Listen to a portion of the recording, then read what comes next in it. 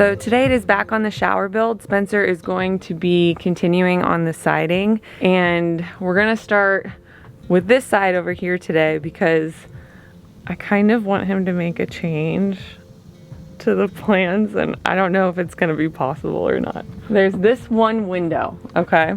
And the reason why we just wanted it to be that one window is because during winter time, or at least when it starts getting colder, that way we can easily just cover it up with some little door, and that's why it's not just all remaining screen, even though that would be really nice just to have this forest view all around you. But I was like, well, what if we have this window, and then if we kept this chunk a window, because the shower head's gonna be right there. But that kind of changes everything. I mean, it does, but it doesn't really, because I mean the shower head's going to be mounted to that top framing, so it just makes it a little bit more difficult with keeping this open, with having the plumbing over there, and then knowing, well, you got to also have a way to be able to close it.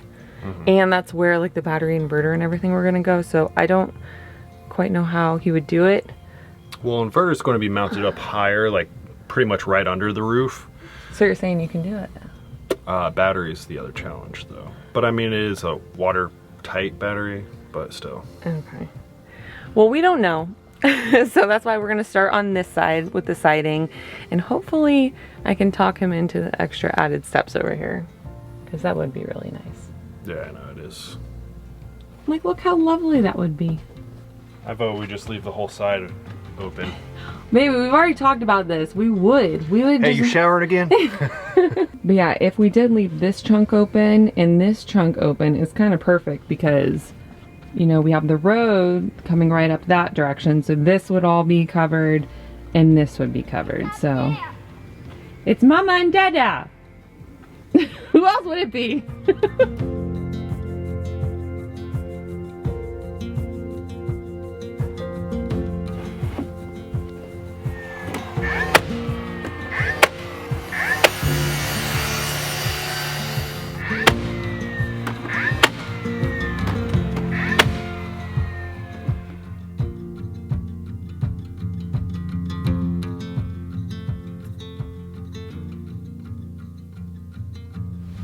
So as you can see behind me, I made another window.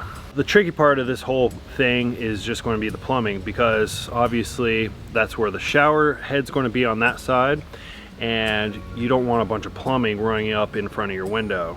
So that's going to be a little bit of a process trying to route everything around the window, because everything's kind of narrow and I don't really have trim to hide it behind, but I'll kind of figure that out when I get there. But once you actually open it up and you look at it, yeah, it's definitely worth the extra work. In order to get this window here, all I really had to do, obviously, is frame this out, but cut the screen out, a little bit of excess around the window, and then just move it to the inside, because I'm going to treat this just like the other. It's going to be pretty much like a large shutter or a door, pretty much. So it'll have two hinges and fold down. So I just needed a cavity so everything looks kind of flush when it's all closed up. That's why the screen's on the inside. And we have a nice new rock step from a rock that I found right around here. Yeah, literally 15 feet away. But moving a 250-pound rock, I'm just guesstimating. That thing was very large and awkward. It looks heavy. It is. The rock is like seriously perfect though. Yeah, large and flat. Pretty much the perfect height. Yeah, Yeah. like half the distance. Yeah. I can be a man, be big and tough for you, darling. That won't be enough. I would learn to move mountains, not learn to part the sea. Whatever you want, whatever you need. You're the light in the tunnel when I'm feeling gray. You're the sun peeking through on that cold winter day.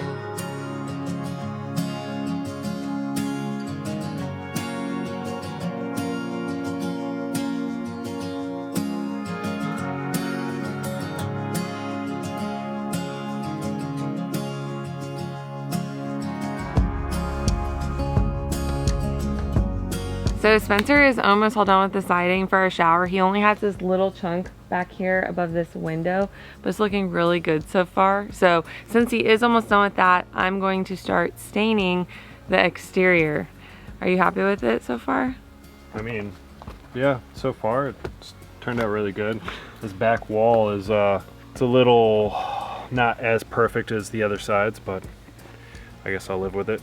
Well, it's hard because obviously with him doing his angle and then going, you know, following along all the sides, if you get a little bit off, it gets a lot of bit off, you know what I mean? Yeah, it gets amplified the further it wraps around the building. Yeah, so trying to connect them on the back wall was a little interesting. That, and also the post of the shower, the structure of the shower, isn't absolutely perfectly plumb. Like, it is plumb, it's just, you might, just a tiny bit off left or right, just amplifies. Gotcha.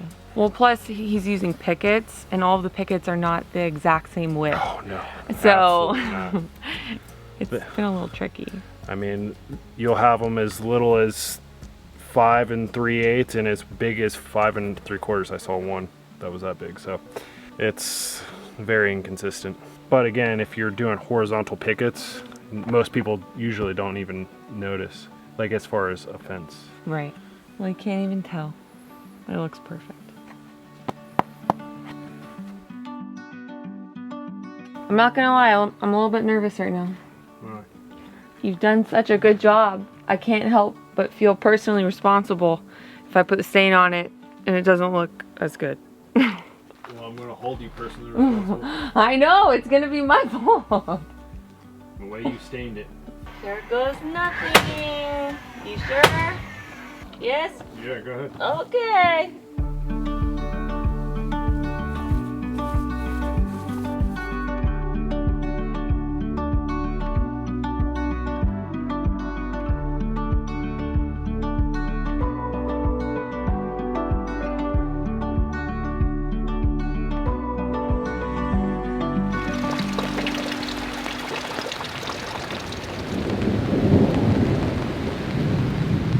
So we're going to have to pause on the shower build because we've kind of run into a few issues. Well, one, weather, but two, the inverter on the camper had actually taken a crap. So we've been using the inverter battery setup that we intended on using for the shower build, and it's now powering all our electronics inside the camper.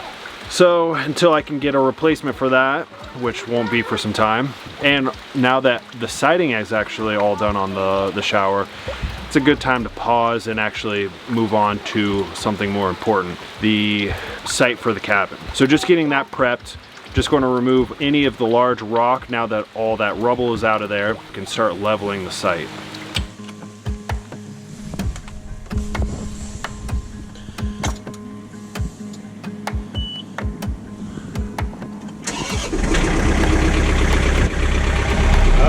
We're low on fuel. Let's fill up.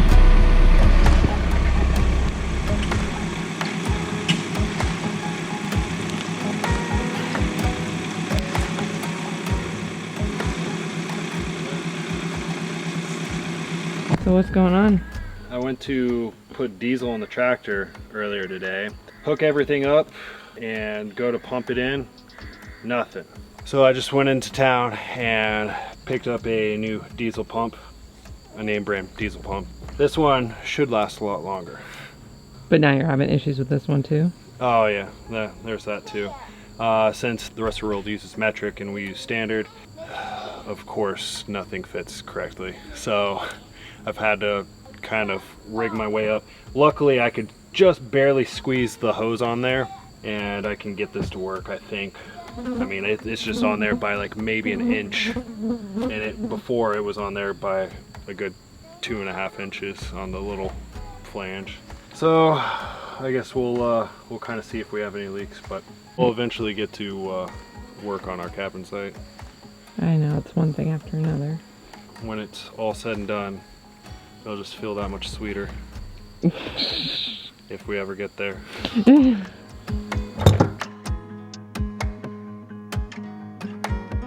So a little update, Spencer was able to get the pump fix on the diesel tank, And then he decided that he was going to work on fixing our tractor tire, because you may remember what happened to that.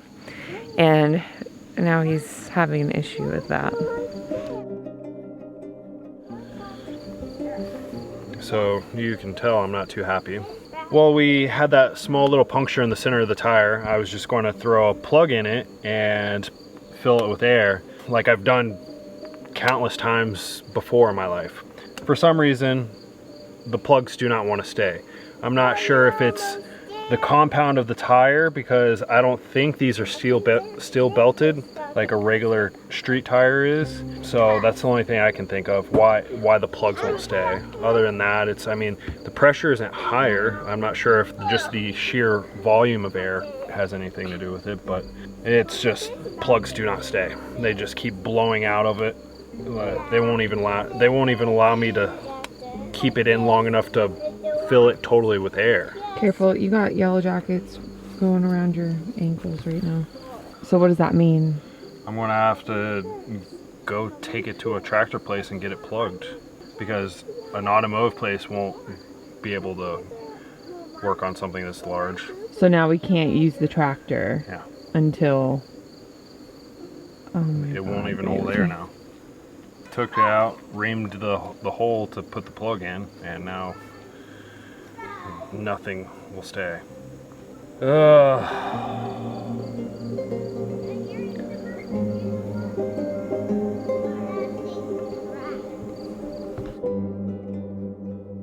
So, some good news. The plug is holding on the tractor tire. The thing with that is, like, those are tubeless tires, so there's no inner tube, which is common for tractor tires apparently. With an inner tube, if you get a nail, you have to replace the inner tube, or at least pull the inner tube out, repair it, and re-put it in. Where tubeless is nice because you can treat it like a car tire and plug it, patch it, whatever. Well, I don't have any place to work on it, and my closest dealer, they don't do repairs. They just inner tube or replace the tire. So I didn't want to do that. So plug is why I'm like so like adamant on this, is like because this needs to, I can't just have the tractor go down for days because they're also backed up on that. So I digress. That's working. We'll see how it holds up. I mean, once you actually get in a load on it, because my issue was it kept wanting to blow out, which I've never had that happen with plugs before. Like I couldn't get it to stay in. It's not like it was a slice or anything, it was just a poke. So that was really weird. But it's staying, and I guess we'll really see once we actually get the tractor working. But so we're going to start on the site and start moving some rock, and then I'm not sure if you can tell behind me, it's raining again. So I'm gonna try to grade the area, but who really knows how this will go. It'll probably turn into a muddy mess, and I'll pick up a nail because that old barn was there. Oh my God, don't say that. What, am I going to jinx myself? I have the worst luck this trip. Oh, by the way, we spilt some stain in the truck bed. There was a brand new thing of stain, black stain, that we got to finish the pump out, or the shower, and it apparently opened in the back bed of the truck and was running down the back of the truck. But the local car wash had a pressure washer that's powerful enough to blast it off, so that's some positive news, I guess. We found out because Cam was finger painting on the bed Yes. of the truck. We thought it was grease. No, it was stain. Well, stain that was partially mixed with diesel, because diesel also spilled in the bed too. Oh my God. Send us some good vibes, y'all. We need them. Yeah, seriously. I saw somebody comment on their latest video that they think we're cursed. I mean, I kind of feel it.